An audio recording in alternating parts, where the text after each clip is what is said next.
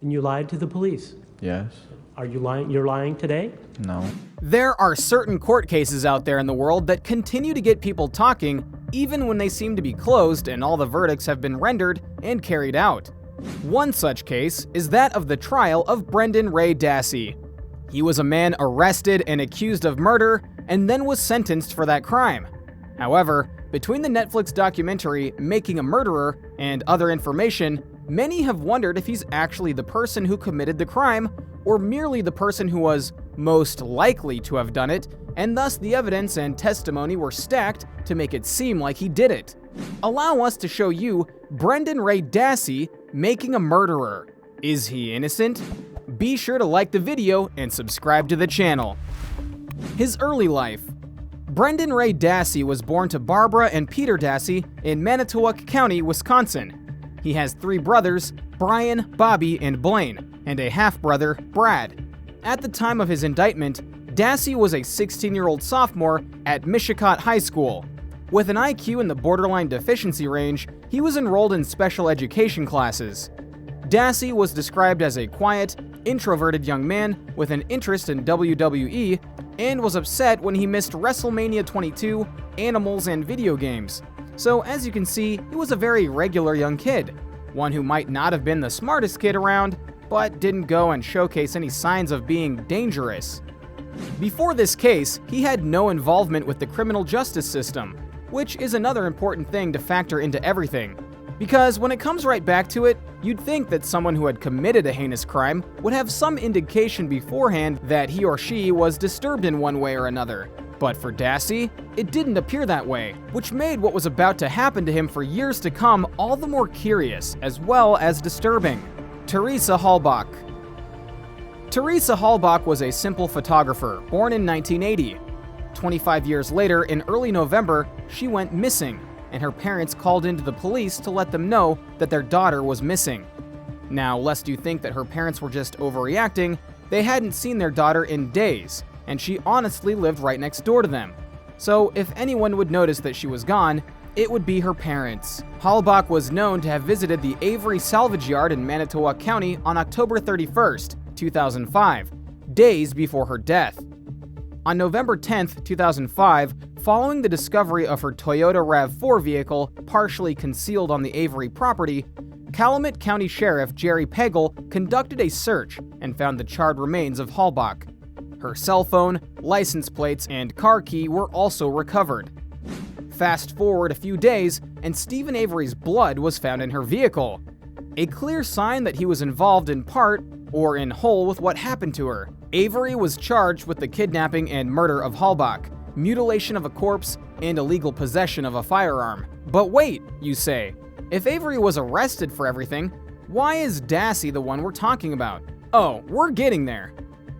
The arrest of Brendan Ray Dassey. You see, while it may have been Avery's blood in the truck of Teresa's, his alibi was Brendan Ray Dassey. Both Brendan and his mother agreed to come in and talk with the police. But it was during that interrogation that things started to take a turn. Because using approved interrogation techniques, Dassey admitted to helping Avery, who was his uncle, kidnap, violate, and kill Teresa Halbach. He was arrested and charged on March 1st, 2006 with being party to a first-degree homicide, sexual assault, and mutilation of a corpse. The special prosecutor, Ken Kratz, held a major press conference about the 2 cases, discussing the charges against Avery and Dassey and reading verbatim elements of Dassey's confession. It was widely covered by TV and newspapers, which is where a lot of this story honestly takes place, because the media in cases like this play a big role, whether they want to admit it or not.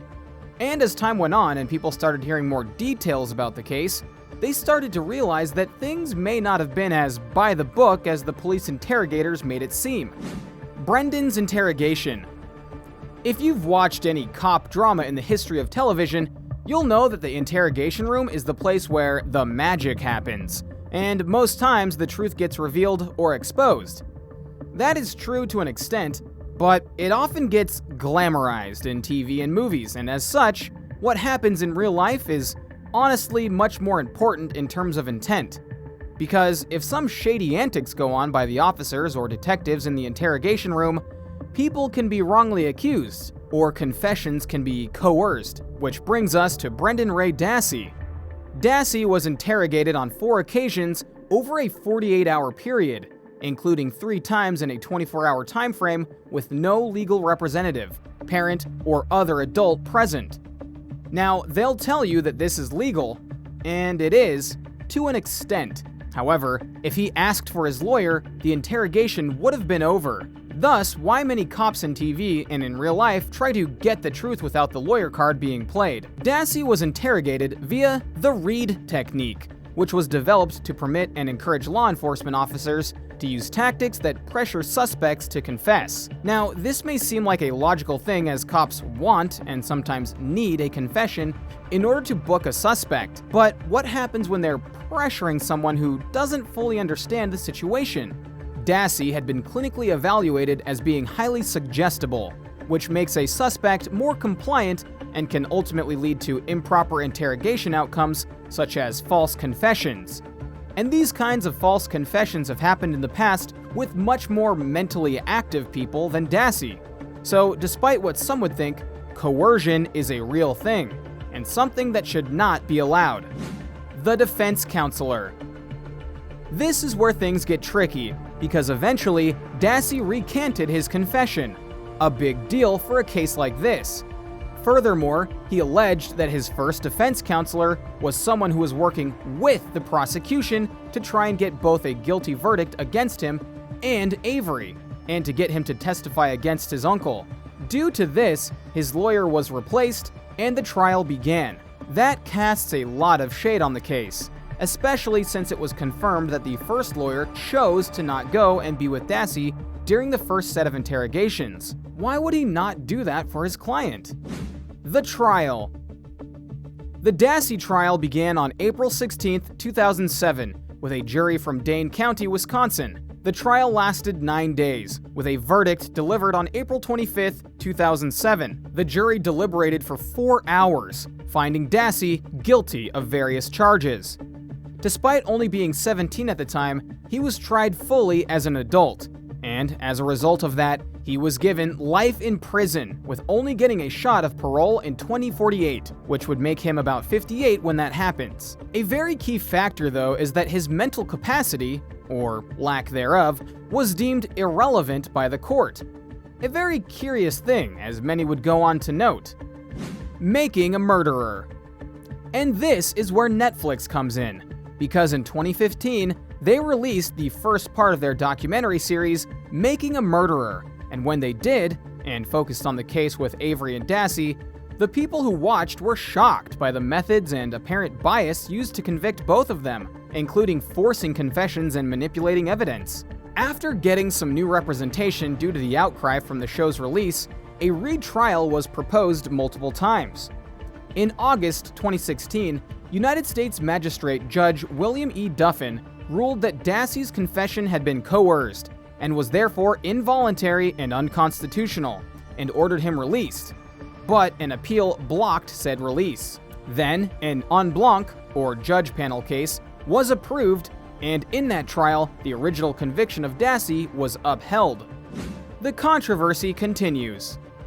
Whether Brendan Ray Dassey is truly guilty is something that is still heavily debated to this day, especially since the Supreme Court of the US was asked to overlook a retrial/appeal, and they removed the case from their docket without explanation. Many, including many associated with the case on the prosecution side, have criticized Making a Murderer for trying to free a guilty man. But people are right to ask questions, especially when those questions might just lead to the truth being revealed. So, what do you think?